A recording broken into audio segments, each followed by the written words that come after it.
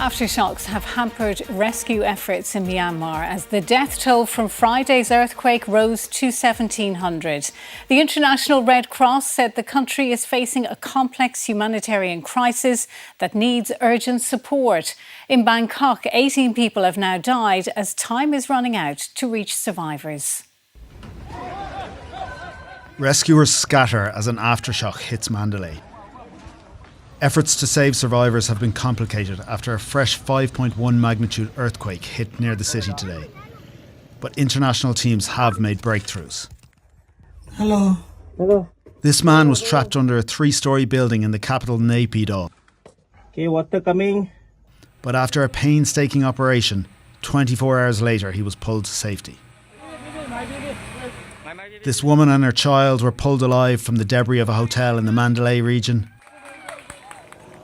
At this monastery, 180 monks were sitting an exam when the building collapsed.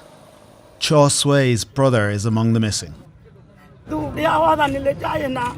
I wonder whether he's suffering, whether he's waiting for us. I want to see him, she says.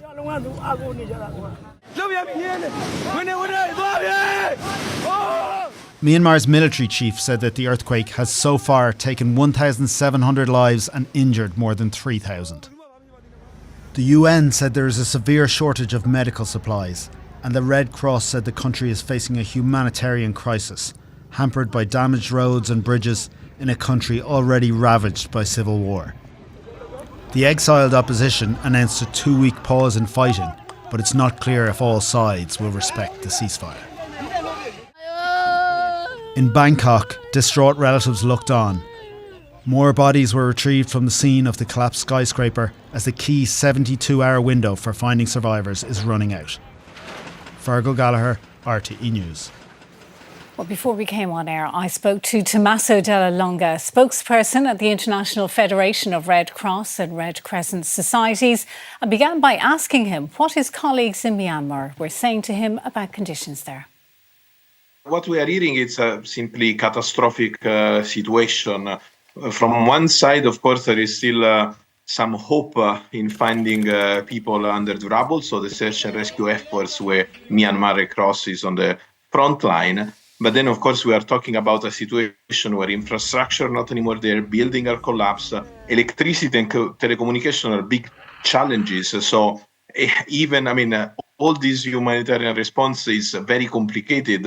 And the area hit by the earthquake was already vulnerable, because it's an area that was hit by the typhoon and flooding almost a year ago. Nowadays, it's 42, 43 degrees. And just to mention, last year, heat waves killed people. And then a monsoon season is around the corner. So we are already looking into housing, shelter, water, sanitation, and health will be very critical for the people who are survived the earthquake.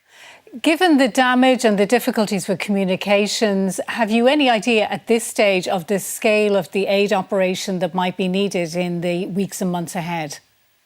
Well, of course, we have our first assessments and what the Myanmar Red Cross colleagues are telling to the IFRC colleagues who are already in country. We have been having a delegation for several years now, working really hand in hand with the Myanmar Red Cross. So we are hearing what is needed and what are the priorities at the moment. Today we launched an emergency appeal of 100 million Swiss franc, almost 100 million euro, to help and support Myanmar communities for the next 24 months. Then, the reality here is that we'll have a clearer picture in the hours and days to come. But what we know for sure, that this will not be a sprint. It will be a marathon, a long one.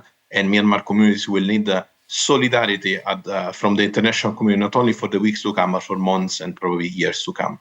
OK, Tommaso Della Lunga, spokesperson at the International Federation of Red Cross and Red Crescent Societies. Thank you for joining us tonight. Thank you very much.